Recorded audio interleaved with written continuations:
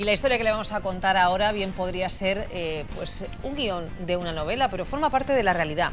No sé si ustedes se acuerdan de algo que sucedió en un pueblecito de Jaén, de unas misteriosas apariciones de unas caras en una casa, en un suelo de cemento.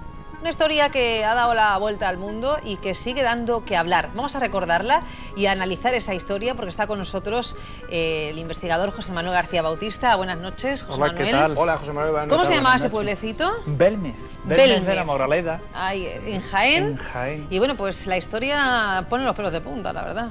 Pues sí, porque imagínate que es una historia que prácticamente no tiene ya tiempo, han pasado casi 30 y tantos años de aquello. Y fue un día de agosto, un caluroso día de agosto, un 23 de agosto de 1971, cuando la dueña de la casa, María Gómez Cámara, estaba friendo pimiento allí en medio de la cocina y descubre que entre el hollín, entre las cenizas que había en ese improvisado fogón, pues aparece una cara de un señor, ojos oscuros, una nariz perfilada, una especie de bigote o perilla, y aquello la aterra hasta tal punto que sale corriendo de la casa, llama a su hijo, a Miguel y a su marido, a Juan Pereira, y no tienen otra ocurrencia, si se me permite la expresión, de picar la cara, que era de cemento, como tú bien has explicado, un suelo de cemento, y destruir aquella cara. Le dan un enlucido nuevamente en cemento y fíjate qué curioso que meses después o pocas semanas después vuelve a salir la misma cara aproximadamente en el mismo lugar. A partir de ahí comienzan a salir, ahí lo tenemos en imagen precisamente, la cara que salía, la pava que se le llama, se le titula así a esa cara que tenemos aquí en esta primera imagen. Y empiezan a salir más caras en aquella casa. Es un periodista del diario El Ideal de Granada quien se hace eco de aquella primera aparición en el suelo, y posteriormente ya es el diario Pueblo quien personaliza todo lo que es la divulgación de las caras de Belmez a través de sus páginas. A lo largo de los años esas caras se han mantenido en el suelo, incluso dicen que se movían o que se mueven, que van cambiando la expresión, van cambiando la forma.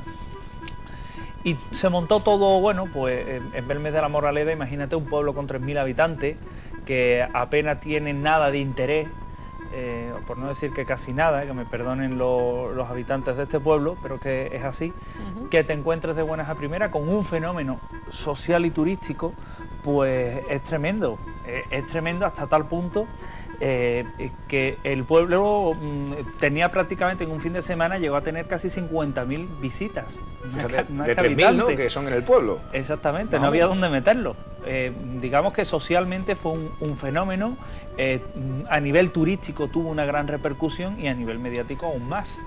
Pero bueno, ¿qué se hablaba sobre qué podían ser esas caras? ¿Qué había alrededor de eso? Pues es buena pregunta porque de esas caras se comentó, se llegó a decir que realmente se podía corresponder con el pasado del lugar. Y es que la casa de María Gómez Cámara está construida adyacente a una iglesia, está en la calle Rodríguez Acosta, que luego fue la calle Real y hoy es la calle de las Caras, y allí se decía que había un cementerio.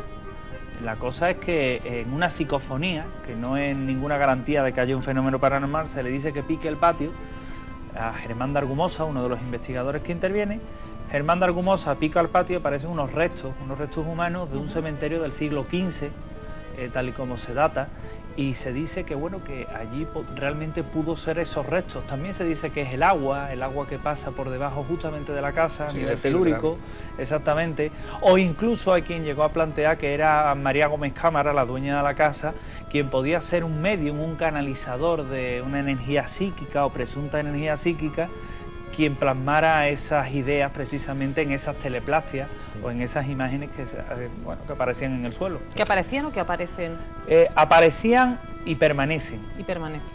Más bien. Lo cierto es que María, que en un principio, como acabas de comentar, tenía bastante miedo, salió corriendo cuando vio por primera vez esas imágenes en el suelo de la cocina, falleció hace creo que un par de años aproximadamente. Sí, en el 2002, 2001, 2002. Hace algo más. Falleció, sí. Y bueno, lo que es cierto es que parece, o al menos eso se dice, que en una casa cercana de un familiar Sí. siguen apareciendo más caras, incluso que su cara, la cara de María, que tanto se identificó con esas primeras caras que aparecieron en su casa, también ha podido llegar a aparecer. Es en la calle Cervantes, en la casa de su sobrina, de Felipa Gómez, donde ella precisamente nace y donde, bueno, sigue siendo propiedad de la familia, donde aparecen unas caras. Pero fíjate, Paco, qué curioso, porque aparece en el momento que María Gómez Cámara fallece y en un momento en el que su hijo, Miguel Pereira, se niega que se siga investigando en aquella casa. Se dice que por medio hay un móvil crematístico, quería vender la casa, se habla incluso de 100 millones de pesetas por aquella casa, y el fenómeno milagrosamente se traslada a otro lugar, se traslada a la casa donde esta mujer nace y aparecen aquellas caras en el suelo. En realidad son un fraude. Ahí está ahora mismo el debate, o se centra la investigación. Por una parte están los investigadores que dicen que sí, que es cierto, que aquellas caras son reales y que nuevamente se materializan porque en aquella casa suceden fenómenos paranormales posiblemente relacionados con la difunta María Gómez Cámara. Y por otra parte están los investigadores que dicen que no, que es una falsificación, que es un fraude, que las caras por algún método están pintadas o bien con agua o bien con aceite, y que son o bien los propios investigadores que allí han llevado su labor o bien personas de las familias interesadas en mantener ese fenómeno como, bueno, como, ¿por qué no decirlo?, como fuente de un negocio que no debe acabarse. Sea como fuere, bueno, pruebas, argumentos a favor o en contra, ahora mismo digamos que no hay ni para uno ni para otro, pero bueno, son los argumentos que hay. Vamos a ver, ¿un negocio en qué sentido? Porque hay una afluencia ahora mismo masiva para ver las caras, o sea, ya imagino que el interés habrá mermado, que poca gente irá allí turísticamente a ver las caras, no piden entrada para ver las caras tampoco, ¿no? No pedían. No pedían. Pero verá, eso nunca quedó claro, porque decían que ellos no pedían entrada, pero sin embargo asentaban una especie de voluntad mínima, con lo cual el propio hijo de María Gómez Cámara, Miguel Pereira, ha reconocido recientemente que realmente existió un ánimo de lucro con lo que fueron las caras de Belme. En la casa, en la segunda casa, pues el móvil en un momento dado es el mismo. Y es más, al propio pueblo, a nivel turístico, como le conviene. Y a los investigadores, o haciendo una hipótesis de a quién le puede interesar más mantener ese fraude a costa de lo que sea, pues también le puede convenir a nivel publicitario, a nivel de repercusión económica. Tiene muchas repercusiones para un investigador el mantener vivo eso. Pero mójate un poquito, porque tú estuviste muy cerca de esas caras hace algunos años. Sí. ¿Para ti es fraude o es realidad? De las caras de la segunda casa yo creo que es un fraude. Creo que es un fraude porque esas caras no tienen la misma calidad de las casas de la primera casa, segunda casa, caras y caras, ¿verdad? Pues la primera casa, en la que aparece en 1971, es de una calidad bastante más notable, que también se habló de que había fraude, y en la casa segunda son notablemente diferentes y notablemente más burdas, más vastas, por lo que se cree que son un fraude, también por resultados de análisis que, bueno, que en un momento dado han dado, aunque no son concluyentes, claro, sí han demostrado que puede haber algo, ¿verdad? En la primera casa, bueno, hubo un investigador, Ramos Pereda, que dijo precisamente que a la luz infrarroja reaccionaba, aunque no había restos de sales de plata, y sin embargo que se habían retocado caras para que quedaran mejor de cada una fotografía. Desde que te dicen eso, hacerle un análisis a esa cara para nada, pues ya se sabe que está retocada, ¿verdad?